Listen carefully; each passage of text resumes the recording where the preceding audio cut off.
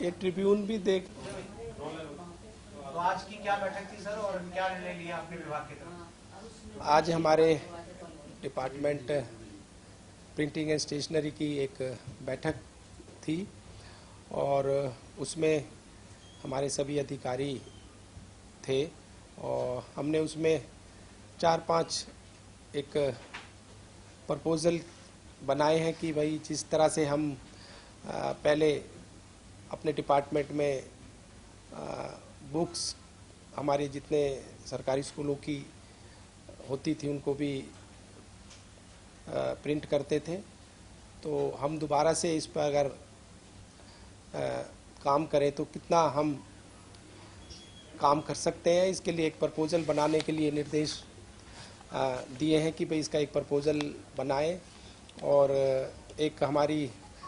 ज़मीन जो रोहतक में पड़ी है, एक हिसार में पड़ी है, एक करनाल में पड़ी है, उसको भी हम किस तरह से यूज़ करके कोई पीपी मोड पर कुछ उसमें काम कर सकें जिससे हमें रेवेन्यू भी आए और वो ज़मीन जो हमारी है जो खाली पड़ी है उसको भी हम यूज़ में ला सकें। तो ये किन कक्षाओं तक के बारे में आप प्लान कर रहे हैं कि कहाँ और बदली या एनसीईआरटी की बुक भी आप लोग पब्लिश करें? नहीं, हमारे स्टेट के लिए हम सोच रहे हैं कि अगर कुछ इस तरह का फिजिबिलिटी हमें मिलती है कि भाई हम उनको यहाँ पर प्रिंट कर सकते हैं और हम सभी सरकारी स्कूल्स में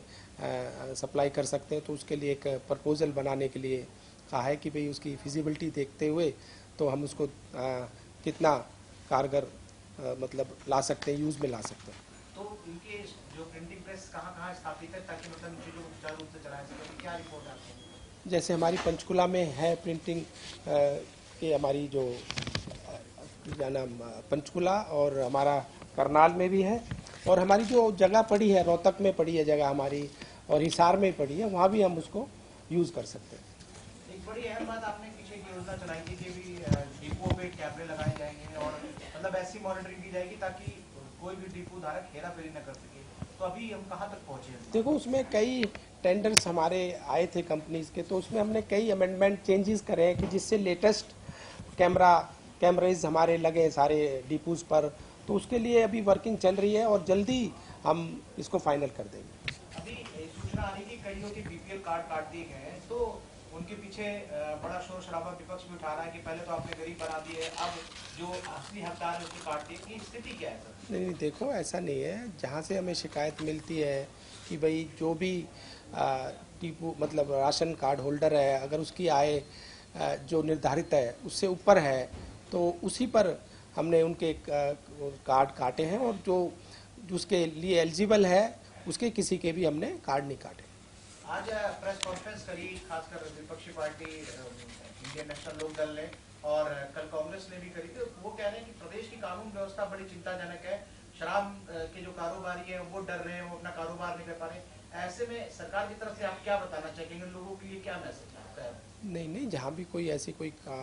खबर आती है, सूचना मिलती है, हम तुरंत कार्रवाई करते हैं और आज हमारा प्रदेश बहुत तरक्की कर रहा है। आज आप देख सकते हैं किस तरह से जो पॉलिसीज़ हैं, चाहे किसी की हो, एक्साइज की हो, सबको बहुत अच्छा करके और लोगों के लिए उसमें जो भी चेंजेस करने पड़े हमने किए हैं और कानून व्यवस्था में कोई गड़बड़ नहीं है और सुचारू रूप से हमारा प्रदेश चल रहा है। अभी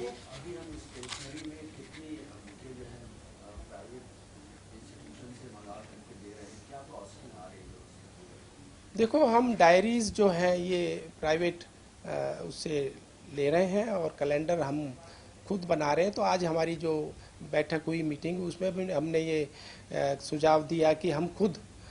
डायरी यहाँ पर अपने उसमें बनाएं, तो उसमें फिजिबिलिटी देखते हुए कि भी कॉस्टिंग क्या आती है बाहर से लेने पे और हमें यहाँ बनाने पर, तो उस पर एक प्रपोजल बनाकर अधिकारी हमें देंगे, फिर उसके बाद निर्णय लेंगे।